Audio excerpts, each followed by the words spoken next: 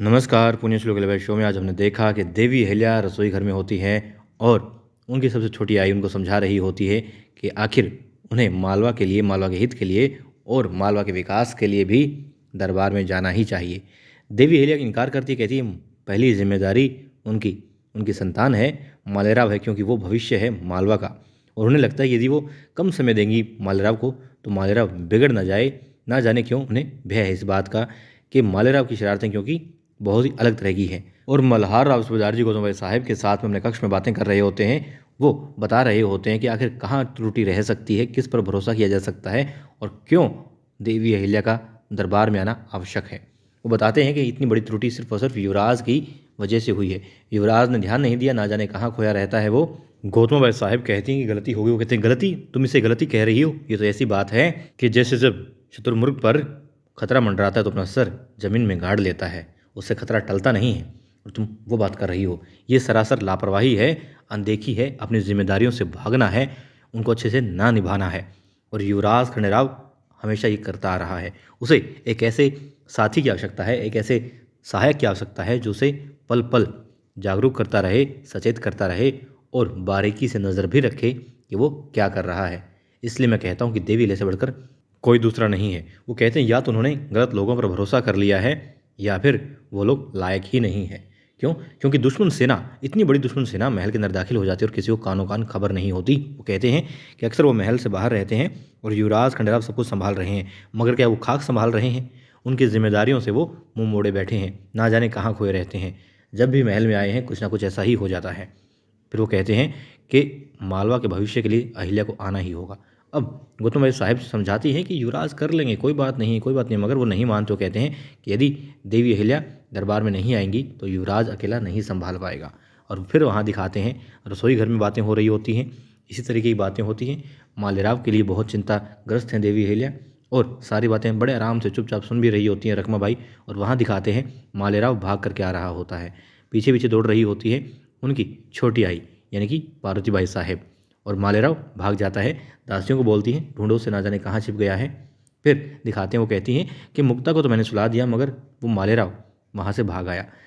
वो पहुँच जाती हैं फिर रसोई घर में और बताती हैं देवी अहिल्या से कि रानी साहेब, छोटी रानी साहेब, आपका बेटा मालेराव मुझसे नहीं संभल रहा है। मुक्ता सो गई मगर वो ना जाने कहाँ भाग गया है। फिर दिखाते हैं युवराज खंडेराव शस्त्रशाला में होते हैं, अपने हथियारों को धार लगा रहे होते हैं, गुनोजी उनके साथ में होते हैं, पसीना पहुँच रहे होते हैं। और वो कहते हैं कि दुश्मन सेना हमारे घर के अंदर दाखिल हो गई, हम उन्हें नहीं छोड़ेंगे। कहते हैं गुनू जी पता लगाइए, कल शाम तक हमें सारी बातें पता होनी चाहिए कि सुजाउद्दौला कहाँ है, उसके बाड़े में कितने लोग हैं, कितने सैनिक हैं, किस तरीके के हथियार है, कितना गोला बारूद है, सब जानकारी चाहिए। कहते जानकारी तो मिल जाएगी मगर तुम करोगे क्या? वो बताते हैं कि उसे मार करके सूली पर चढ़ा दूंगा, मालवा में लटका दूंगा, ताकि कोई भी दुश्मन मालवा की प्रजा और मालवा सिंहासन की तरफ, मालवा के किसी भी नागरिक की तरफ आंख उठा करके भी ना देख सके, हिम्मत ना कर सके। इसलिए उसे ऐसी सज़ा दूंगा। और ये सारी बातें सुन रहे होते हैं मालेराव होलकर। वो सुन लेते हैं गुनू जी से जो बातें कर रहे थे युवराज खंडेराव। और फिर दिखाते हैं देवी अहिल्या कहती है पार्वती बाई साहब से कि कोई बात नहीं, वो देख लेंगी, मालेराव को वो सुला भी देंगी। अब तभी चीखने चिल्लाने की आवाज़ आती है। सभी महिलाएं जो रसोई में होती हैं घबरा जाती हैं। देवी अहिल्या देखती है आखिर क्या आवाज़ हो सकती है। फिर समझ जाती है कहीं शरारत की हो कुछ ना कुछ मालेराव ने ही। अब देवी अहिल्या उस तरफ दौड़ती है जिस तरफ से आवाज़ आ रही थी। वहाँ जाकर के क्या देखती है कि मालेराव के हाथ में एक धागा होता है और उससे एक छिपकली को बांध रखा होता है। सभी दासियाँ जो वहाँ पर मौजूद थी आसपास में, उनको मालेराव होलकर डरा रहे होते हैं। वो चीख रही होती हैं, चिल्ला रही होती हैं, क्योंकि अक्सर पुरुष भी डरते हैं खैर कुछ एक, मगर महिलाएं ज़्यादा छिपकली से डरती हैं। और ये चीज़ शो में भी दिखाई देती है। अब दिखाते हैं देवी अहिल्या आकर के मालेराव का हाथ पकड़ लेती है और वो कहता है कौन है? तभी देखता है तो उसकी आई है और फिर घबरा जाता है। देवी अहिल्या दासियों की तरफ देखती है, उनके डरे हुए चेहरे देखती है और फिर मालेराव होलकर के बाजू को पकड़ करके उसे उस कक्ष में ले जाती है जहाँ उसे सुलाना था। अब पूछती है कि आखिर तुम उस बेजुबान जानवर को क्यों परेशान कर रहे थे? तो वो कहता है कि जो भी होलकर परिवार की तरफ आंख उठाकर देखेगा उसका यही अंजाम होना चाहिए। जो भी हमें परेशान करेगा होलकर उसके साथ में ऐसा ही करते हैं। तब देवी अहिल्या बोलती किसने बताया तुम्हें, कहाँ से सीखा तुमने, किसने कहा तुमसे? तब वो कहता है कि बाबा साहेब ने, यानी कि युवराज खंडेराव ने उनसे ये कहा। हालांकि उनसे नहीं कहा मगर देवी अहिल्या भी यही सोचती हैं कि उन्होंने मालेराव को ही कहा है। फिर देवी अहिल्या पूछती है कि उस छिपकली ने तुम्हें कैसे परेशान किया, क्या दुख दिया तुम्हें? फिर वो बताता है कि मुक्ता सो रही थी और मुक्ता के ऊपर वो छिपकली गिर जाती है। मुक्ता उठती है, रोती है और फिर वो छिपकली को पकड़ता है और उसे मार देता है, बांध देता है, लटका देता है, क्योंकि होलकर ऐसा ही करते हैं। फिर देवी समझाती है कोई बेजुबान जानवर है, गलती से गिर गई। उस जानवर ने, उस छिपकली ने तुम्हें जानबूझकर परेशान नहीं किया। हालांकि ये बहादुरी है तुम्हारी और तुमने अच्छा किया, तुम्हारी बहन के लिए तुमने किया। इस बात पर तुम्हें शाबाशी मिलनी चाहिए, मगर क्योंकि वो बेजुबान जानवर है, गलती से गिर गई थी और तुमने उसके साथ में ऐसा किया, ये बहुत गलत था। देवी हेलिया समझाती है मालेराव होलकर को कि जितने भी जीव हैं धरती पर उनमें सबसे श्रेष्ठ है मानव। और क्यों है? क्योंकि उसमें दया भाव होता है और वो अपनी जो है एक संचार की क्षमता भी रखता है सबसे ज़्यादा। तो उसे चाहिए कि वो बाकी जीवों को परेशान ना करे और सबकी रक्षा करे। और जो छिपकली है वो तो वैसे भी इंसानों से डरती है। फिर दिखाते हैं मालेराव होलकर कहता है कि आप तो मुझसे प्यार ही नहीं करते, इसलिए तो संता जी को मुझसे पहले भेज दिया था, और जाकर के फिर सो जाता है। सुबह का वक्त होता है और देवी अहिल्या उनकी सासू बाई गौतम साहिब मंदिर में होती हैं और पूजा के बाद में बात हो रही होती है कि मालेराव को क्या कुछ समझाया गया। देवी बताती है कि हाँ बता तो रही हूँ, मगर युवराज खंडराव भी ना जाने उसे क्या क्या सिखा देते हैं। फिर वो कहती हैं कि युवराज चाहता तो है अच्छा करना ही है, अच्छा ही करता है, मगर कई बार वो गलत हो जाता है। और तुम्हें भी चाहिए कि तुम अपनी संतान को अच्छा सिखाओ, मगर मेरी संतान की तरफ भी देखो।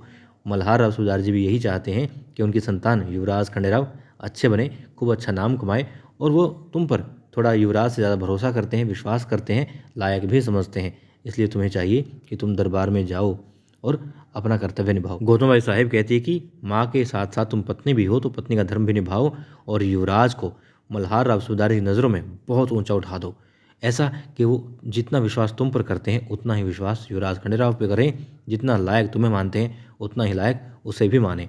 मतलब तुम कुछ करो मत, मगर करवाओ युवराज से।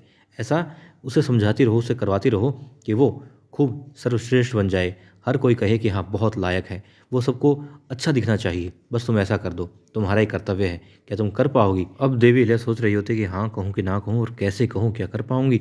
तभी उन्हें नज़र पड़ती है गुन्नू जी पर। वो कहती है इतनी सुबह सुबह गुन्नू जी यहाँ, और फिर पीछे जो जाती है तो क्या पाती हैं, गुन्नू जी सीधे युवराज से मिलते हैं, शस्त्रशाला में होते हैं, बातें कर रहे होते हैं। बातें क्या हो रही होती है वो सारी खबर ले आते हैं सुजाउद्दौला के बारे में और कहते हैं युवराज जैसा तुम्हें आभास था वो भी लड़ाई की तैयारी कर रहा है, युद्ध की तैयारी कर रहा है। उसने तोपची भी मंगवाए हैं और ना जाने कितने सूबेदारों से या दूसरे साथियों से उसने सेनाएं भी मंगवाई हैं।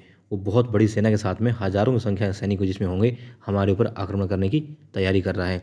3-4 दिन में उसके पास में बहुत बड़ी सेना होगी और तोपची भी होंगे। फिर वो कहते हैं युवराज खंडेराव कि मैं आज ही उसका खात्मा कर दूंगा, ख़त्म कर दूंगा उसे।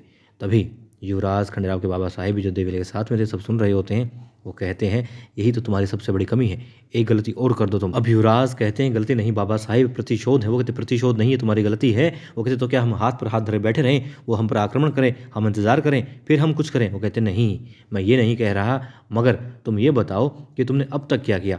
अब तक तो तुम हाथ पर हाथ धरे हुए बैठे हुए थे ना, तुम्हारे अंदर तुम्हारे कक्ष में दाखिल हो जाते हैं दुश्मन इतनी बड़ी सेना लेकर के, और तुम कुछ नहीं कर पाते। तुम्हारी सुरक्षा व्यवस्था, सुरक्षा नीति धरी की धरी रह जाती है।